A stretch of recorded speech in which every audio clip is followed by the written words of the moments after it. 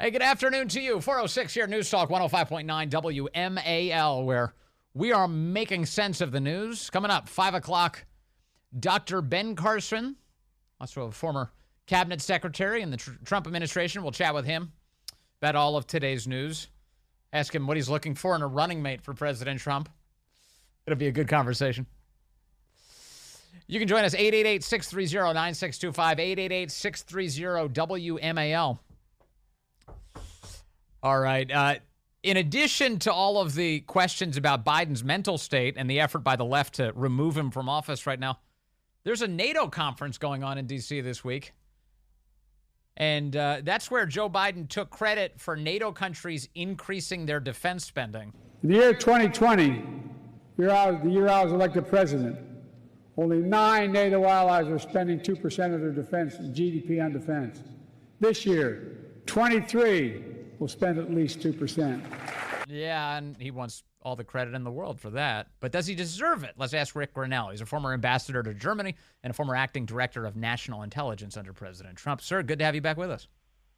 Hey, Vince. Thanks for having me. I laughed when I heard Joe Biden saying that, as I so often do when he says things. What do you make of the NATO spending question, and how much credit does Joe Biden deserve?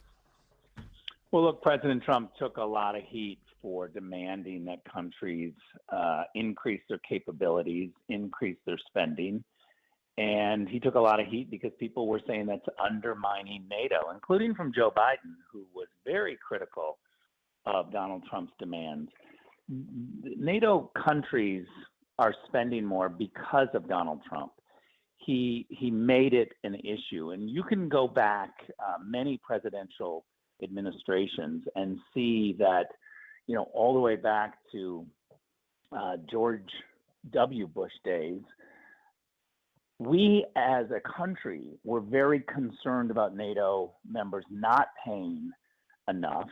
And so it was a request, constant request. In 2014, at the Wales NATO meeting, they made a commitment. NATO members came forward in 2014 and said, we're going to increase all of our spending to 2% of our GDP, and we're going to give ourselves 10 years to do it.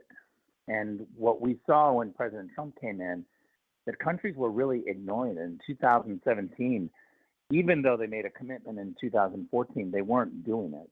And so I, as an ambassador on the front line in Germany, Germany's the largest economy in Europe, we had a real problem. They were not making progress. It was not a priority. And President Trump made it an issue. He took a lot of criticism for it. But that's what leaders do, is they step out and they do the right thing. Donald Trump gets total credit for countries that are moving in that direction. We're still not there yet, Ben. Yep. We still have many countries that aren't paying their 2%. And by the way, there are countries who say they're paying their 2%, but they're counting things like climate change spending. That's not a capability issue.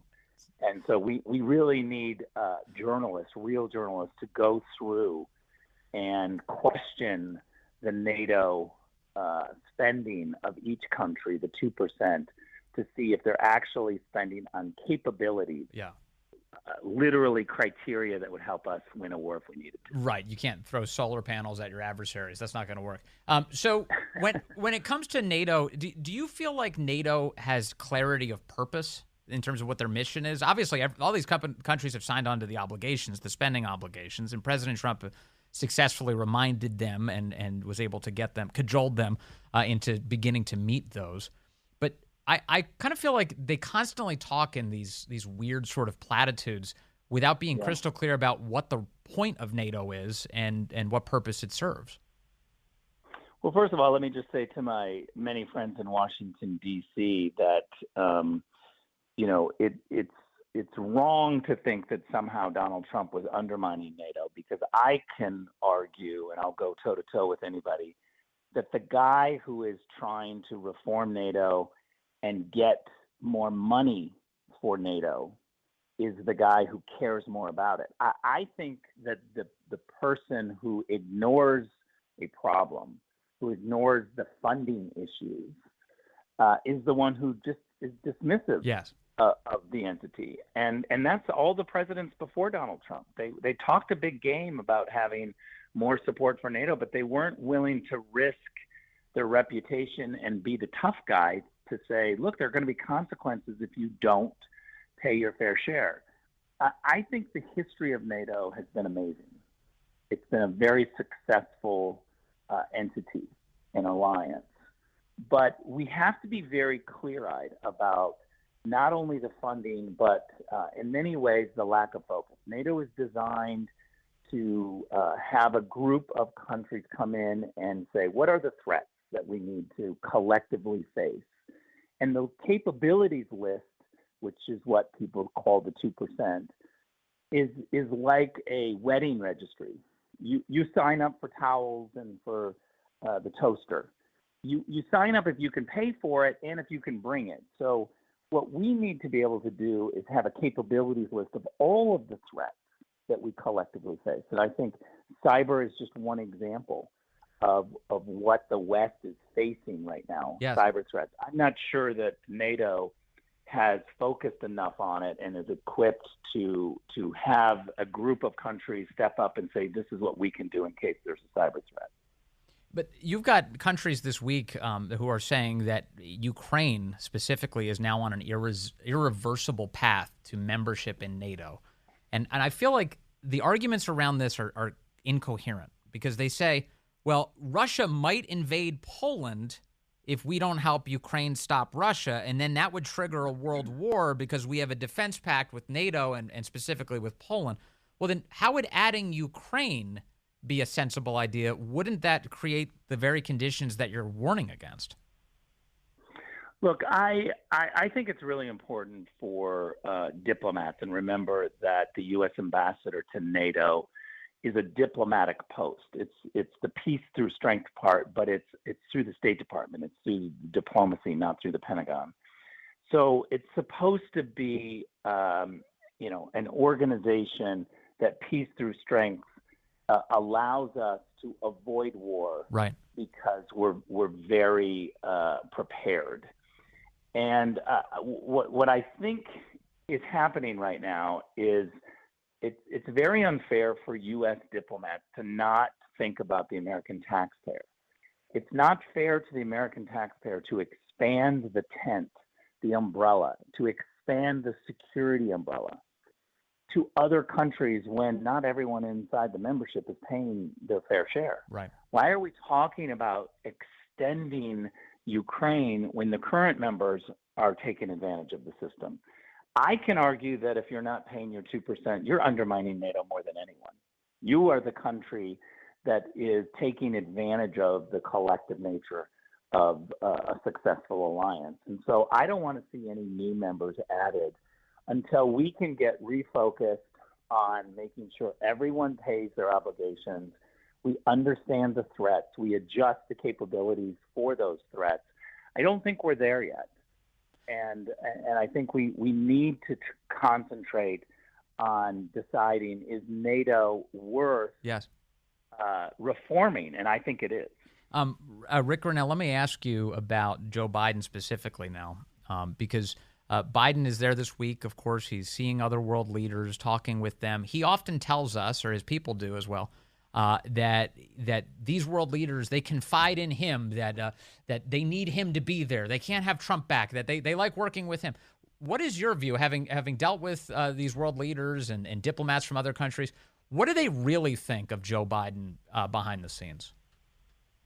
Well, first of all, if you have been involved in diplomacy, you know there's a difference between what they say privately and what they say publicly. So I would answer this.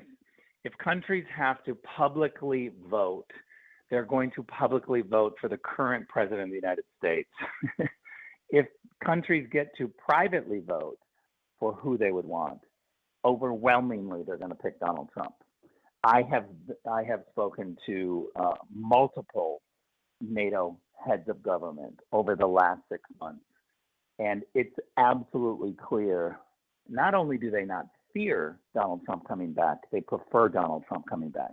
They'll say that privately, but they won't say that publicly because there's a great respect for the person who is sitting in the White House, who is the president of the United States. I'm okay with that, Vince. I'm okay with them having a different private and public messaging simply because they respect the United States. They don't want to create chaos. They don't want to create chaos for their own country and the relations. What we do know about Joe Biden is that this administration is the most vindictive administration ever. People are afraid to dissent. I just had a Wall Street Journal reporter yesterday tell me, when I pushed back to say, oh, come on, you've known Joe Biden has been like this for a very long time, and you guys stayed silent. This is a media issue. This is a bigger issue about freedom of the press in Washington than anything. And you've been trumpeting propaganda from this administration. And this reporter from the Wall Street Journal pushed back and said, you don't understand. If we criticized 2 years ago, we were froze out by this White House. We didn't get a thing. We wouldn't be able to do our job. So what it says to me is that the Democrats and Joe Biden and his White House have successfully intimidated reporters. And I don't let reporters off on this. They're supposed to speak truth to power. They're supposed to be courageous. But the reality is we have a system in Washington where people are afraid to speak up because somehow their social life is going to suffer or they're not going to get access. I just have a different personality. If I were a journalist and someone threatened me like that, I would be public immediately. Yes. Talking about who threatened me. Yeah, that right. Is the best way to do it. Sunlight and transparency is what is needed. Yeah, and a little more active aggression, less passive aggression. That's pathetic. I wanted to ask. I was talking with Alex Marlowe of Breitbart News a few minutes ago on this subject, and there are a few better to answer this question. Biden right now, the left is begging him to get out. That's their current posture. They move. I suspect they may move to the carrot phase, where they get their donors together and begin offering big buyouts to the Biden family to get them to leave.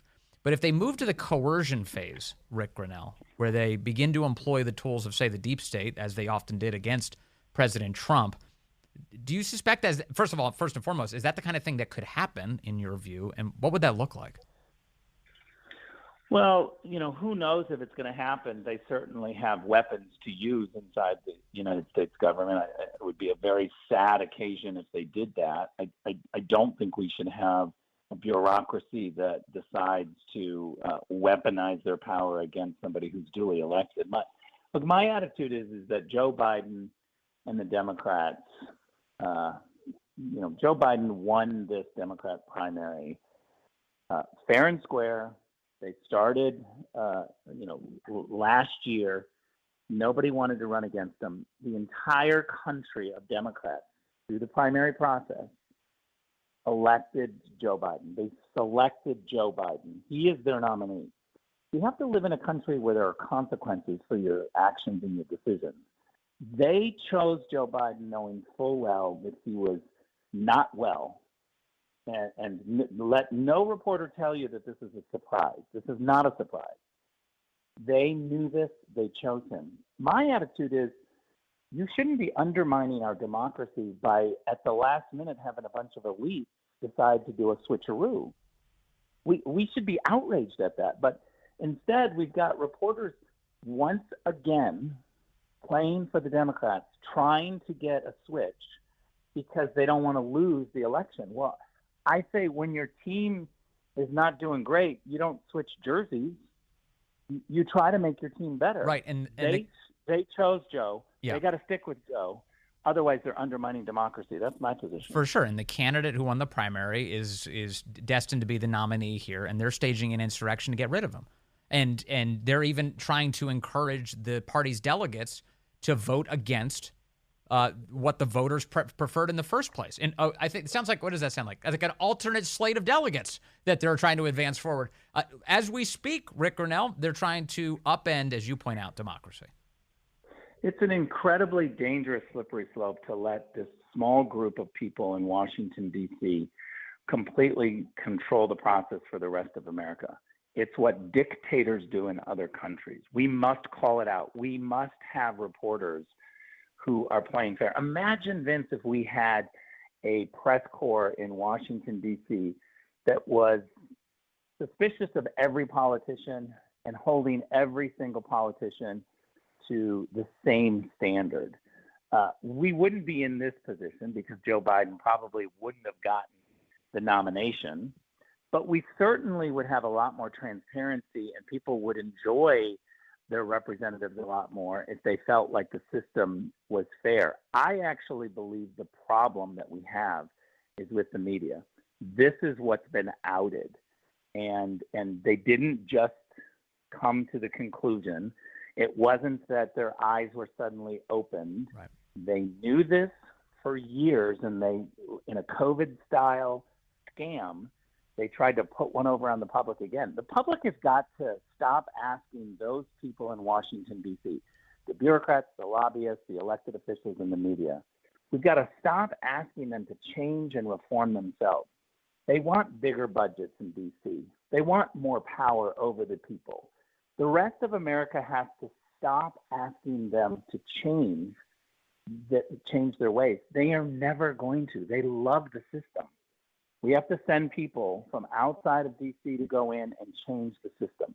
It would be akin to, going, I live in Los Angeles, and having someone come into Los Angeles and say, I have a great idea. Let's get rid of movies. It's not going to go over in this city.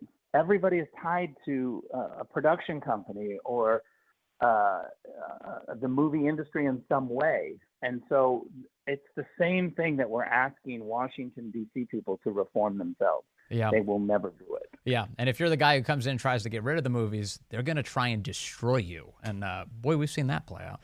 Thank you very much. Rick Grenell, former ambassador to Germany, former acting director of national intelligence. Always nice to chat with you, sir. Thank you. Well, the ship is definitely taking on water. Leaks are springing up everywhere. The fake meetings that Joe Biden has been having with cabinet secretaries, the latest information pouring out of this White House as they try and get rid of old Joe. I've got those details, your calls, and Dr. Ben Carson ahead. Hey, good afternoon to you. It is now 4:35 here on News Talk 105.9 WMAL, where we're making sense of the news.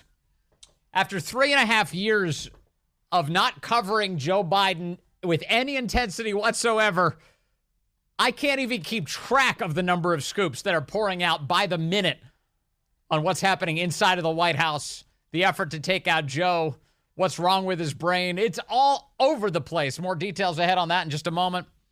Again, the number to join us today, 888-630-9625, 888-630-WMAL. Dr. Ben Carson, he's a brain surgeon. He'll be joining us at the top of the hour. We'll ask him to assess Joe Biden's mental state and a lot more. Axios, just 16 minutes ago, Biden's new danger. The calls are coming from inside the House. A chorus of damaging new leaks about President Biden suggests that parts of his inner circle have been compromised by the same deep-seated anxieties roiling the Democrat Party. Pressure on Biden to quit the race has been steadily building on Capitol Hill. On Thursday, just hours before Biden's NATO press conference, let's not pretending this is a NATO press conference. This is what they call the big boy press conference. This is where Joe Biden is going to try and give us a proof of life address today. I'm still alive. Blink twice if you can understand me. Joe Biden is going to try and convince the American people that he can string a few sentences together and fire up his brain. That's the goal today. For how long? Anybody's guess. Nobody knows how long he's going to be out there. Is Jill going to be doing the, and she going to be running her finger across her throat, signaling, all right, that's enough. Get off the stage. Get off the stage. Are they going to bring out a giant cartoon hook and put it around him and drag him away? It's anybody's guess. Nobody knows what's going to happen. But he's set to take questions tonight at around 6:30. A small group of longtime Biden aides and advisors have in recent days discussed how to convince the president that he has to drop out of the race, the New York Times is reporting. Citing 3 people briefed on the matter, spokespeople for the White House and the Biden campaign vehemently denied the reporting. What do they know? You think they know anything? Corinne doesn't know anything. She makes it up when she steps up in front of the lectern every day. And when she makes it up, she's lying. So when she insists that something is, when it isn't, she's lying, and vice versa. when she knows better and then lies to the press, well, she's obviously lying. She lies. But she's not being read in on this. Do you think Jill is really allowing Karine Jean-Pierre to be near Joe? That they're hashing it out every morning? They're talking through the day's events. They're giving her a list of what medical appointments he needs to go to. No, they're not telling her anything. They're just going out there and they say, spin something, and they shove her out the door with a foot. And then she heads in there, and then she gets everything wrong, and then she comes back the next day, and she's like, well, I got it wrong because it was my bad. I'm sorry. No, you just lie reflexively, and that's what's happening here. Spokespeople for the White House, blah, blah, blah, deny the reporting. NBC News reported separately that some of Biden's closest aides, including 3 people directly involved in his re-election effort, now believe he has no chance of winning. Quote, he needs to drop out. He will never recover from this, one campaign official told NBC. No one involved in the effort thinks he has a path, a second person said.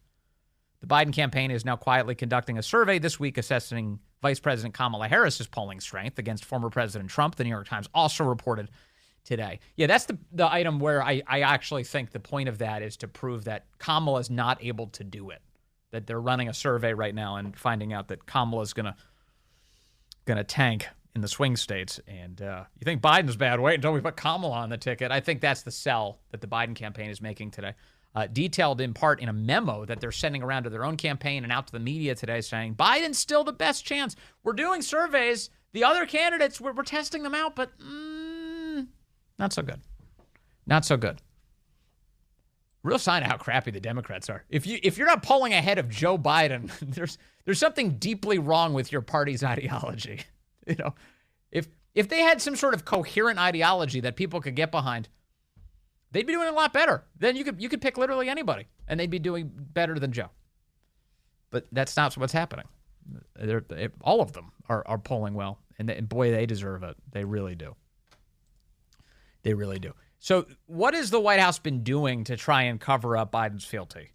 Which is hilarious. Like, why even bother? Like, we know. It's not a secret. We know. Here's something. CNN reports today that Joe Biden's cabinet hasn't met in over 9 months. And that the extent to which he does meet with cabinet secretaries, the meetings are completely staged. What is this, the Truman Show? So the people who walk in, everybody's an actor? It's all completely invented. CNN headline, angry and stunned Democrats blame Biden's closest advisors for shielding public from full extent of president's decline. They write, back in Washington, there have been clear signs throughout his term of Biden being increasingly stage managed, with lists of talking points, names of questioners, and drawings of where he should walk presented to him by aides. Ahead of closed-door cabinet meetings that Biden attends, it is customary for cabinet officials to submit questions and their key talking points that they plan to present in front of Biden ahead of time to White House aides, according to 2 sources with direct knowledge who spoke to CNN. In other words, no organic conversations with Biden. Everything you're going to ask or say needs to be in front of us, meaning the people who handle Biden, before you talk to him. One of those sources telling CNN, quote, the entire display is kind of an act. They would come and say, hey, the president's going to call on you about 25 minutes in, and then ask this question. What are the bullet points that you will respond with? They ask. The second source, who echoed that same description, said when Biden attends cabinet meetings, quote, they're not freewheeling and pretty well orchestrated. And the meetings themselves are infrequent, with one cabinet secretary telling CNN they're uncertain of Biden's condition because they so rarely see him. In fact, the last full cabinet meeting took place on October 2nd of 2023, last year, October, before Halloween. Sources also said cabinet meetings during the Obama years, which Biden attended as vice president, were not prescripted this way. So this is not standard practice from administration to administration. They're not scripting every question and every bullet point, and they need to know what every exchange is going to look like before Biden even walks into that room. They're only doing this because Biden's brain doesn't operate as intended. And now it's all coming out. There's a Twitter account I follow who shared the following today. It's such a great point, so I'm pulling it up now to share with you, called Sunny Wright. Sunny Wright says this. Is there any reason I was told about Alito's wife's beach house flag flying habits, but not about Joe Biden's cabinet not meeting for 9 months? It's the left. That's the reason. The reason is the left. Yeah, we know all about every flag the Alitos have flown. I know more about how many homes the Alitos have than I knew about the fact that Joe Biden doesn't even attend cabinet meetings. There are no cabinet meetings, and to the extent that they exist at all, they're entirely scripted affairs. Yet, I have to say, just as an aside on the Alito thing, God bless the Alitos. I know so much more about American history thanks to them. I've been studying up on all of their flags. I love the Appeal to Heaven flag. I have the T-shirt. I'm getting the flag. It's great. It's all just wonderful. So thank you for that. Great American history. The left tears history down. The right puts it up. They fly it outside of their homes. But we know more about the Alitos and their flag flying habits than what's going on inside the White House. It's all so sad. So there's that. There's the this realization that this is all scripted. Nate Silver, the polling guru, he points out today. Wait a second. He's looking at all of this, the cabinet, the staged cabinet meetings, the lack of cabinet meetings broadly over the last 9 months. He says, quote, "This isn't normal or acceptable for an American president. It sounds like a story from an authoritarian country," he says. It sounds like a story from an authoritarian country. He's right in that assessment, as late as he's come to it, that this sounds like those scripted events. You'll see video from, say, Russia, Vladimir Putin sitting with his cabinet, which, by the way, the cabinet sits at a distance because he can't have anybody near him for fear that they're going to try to assassinate him at the cabinet meeting or something. And so, and everything, every questions and all the answers, everything's kind of scripted out ahead of time. You think videos of Kim Jong-un meeting with people are free-flowing affairs? Give me your best advice. Well, sir, I'm not sure you're going to like this, but I have a piece of advice here. No, it's not like that. As Nate Silver points out, this is what authoritarian countries do. Very Soviet. And then there's this today. The Milwaukee Journal-Sentinel has a fascinating piece of information. Remember the Philadelphia radio host who just got canned after her, quote, interview with Biden? And the reason we're told is because the White House wrote all of the questions for the Philadelphia radio interview. They wrote all of them. And the woman said, well, the Hyatt agency, they sent me 8 and I chose 4. I asked the 4 of them. And the 4 of them, it was so obvious. Something like one of her questions was like, what are you going to do to appeal to black voters? That was like one of the questions. Oh, I'm glad you asked. And then he still screwed it up. He said in that interview, he claimed that he's the first black woman to work for a black president.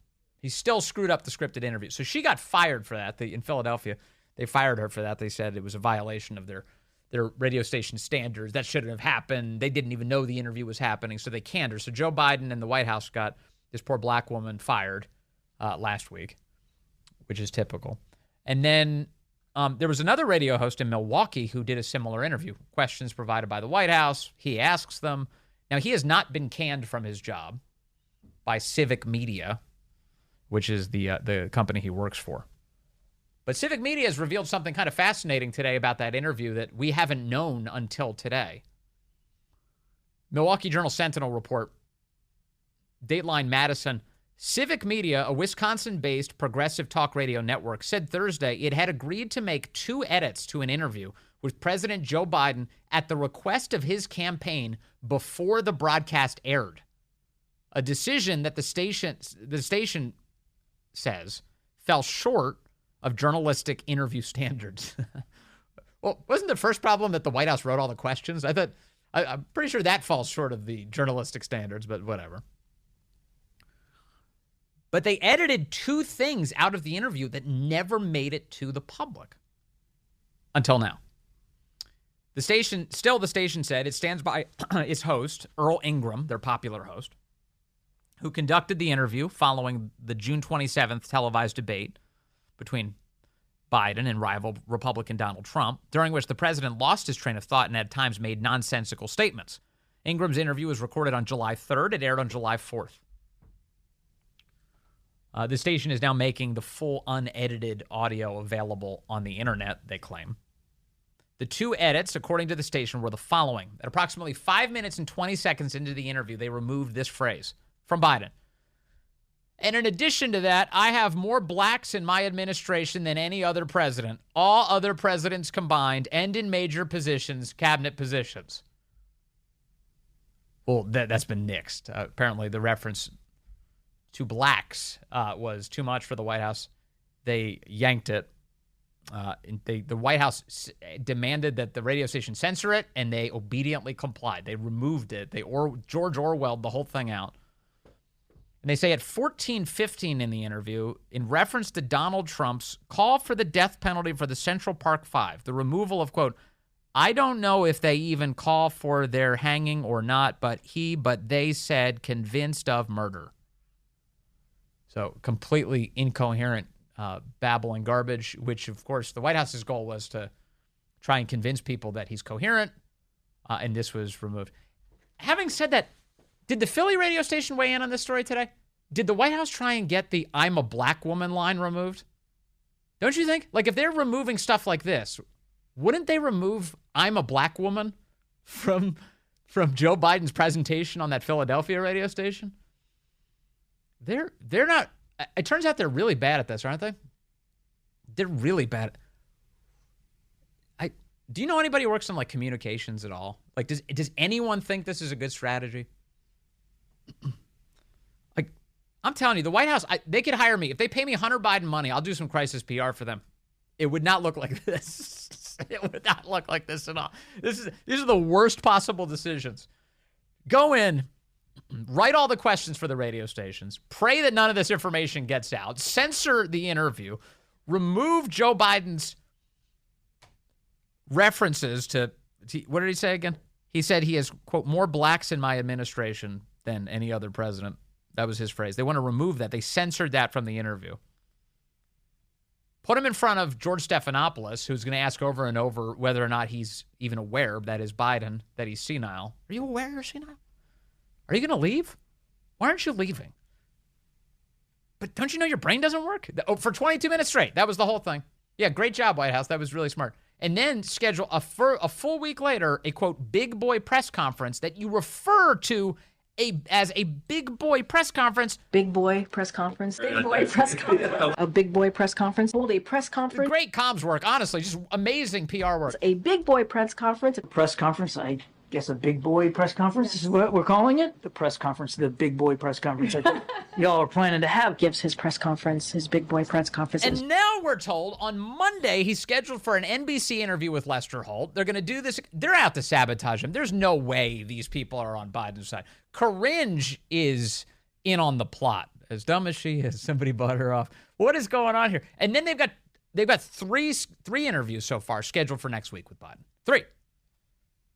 They're like, well, let's just keep doing this. This is going great. This is people. And maybe this is what Biden meant. Like the whole, Ed Morrissey this week, we were talking about mutually assured destruction. At the beginning of this week, Biden said, I'm staying in and I'm taking you all down with me. You don't like me? Great. We're all going down together. We're all going down together. Isn't that a Monty Python song? We'll all go together when we go. Yeah, well, they're all going down together, at least for now. All right, more in a moment as the leaks continue. And I still have to get to this thing, too, that Democrats, they refuse to say it in public, but they admit to each other that Donald Trump is not a threat to democracy at all. It's just what they say to try and scare you. This is a great flashback. The RNC just posting this. Do you remember when Brett Baer of Special Report had on his program a Biden spokesman called T.J. Ducklow? T.J. Ducklow. And who I think got fired by the White House and then rehired by the Biden campaign. They never quite go away. T.J. Ducklow, he asked him, hey, does Biden use teleprompters just to do local television interviews?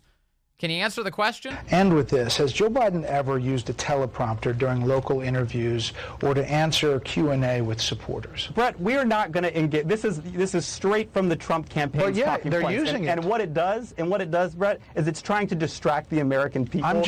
They're using it. They talk about it every day. Can you say yes or no? That's because they talk about it every day, Brett, because they don't have a coherent Well, you have strategy. an answer. Yes or no? Brett, they talk about it every day because they don't have a coherent argument for why Donald Trump deserves re-election, deserves 4 more years. We know that he lied to the American people. We know that he has not shown leadership during this crisis, and they are desperate to throw anything they can against the wall to try to distract from that fact. I understand, but you can't answer the question. Brett, I am not going to allow the Trump campaign to funnel their questions through Fox News and get me to respond to that. Well, TJ, we appreciate your time and thank you. Yeah, how about that? There he goes. So the answer, of course, is yes. Yes, of course, he was using a teleprompter just to do these types of interviews. Phil is in Fredericksburg, line 6. Phil, good afternoon, sir. You're on the Vince Coglianese Show. Hey, look, Vince, the reason they're doing this interview at 6:30 is because Biden has what's called sundowner syndrome. This is what older people who have Alzheimer's have. When the sun starts going down, their brain starts shutting down, and it's nothing they can do about it, and that's why he looks so bad at this debate. His optimum hours of operation are probably 11 to about 2, and then after that, his brain starts degrading in operation. So they're trying to keep him in the operating zone. Well, originally this thing was scheduled for 5:30. Then they pushed it back to 6:30. That gets him closer to the danger zone, Phil, which could suggest that whoever's doing his planning is trying to sabotage him. I guess one of the open questions is, will he have his spray tan tonight? Look forward to that answer. Zed. Ben Carson, just moments away. We'll talk to the former Trump Housing and Urban Development Secretary and the famous brain surgeon.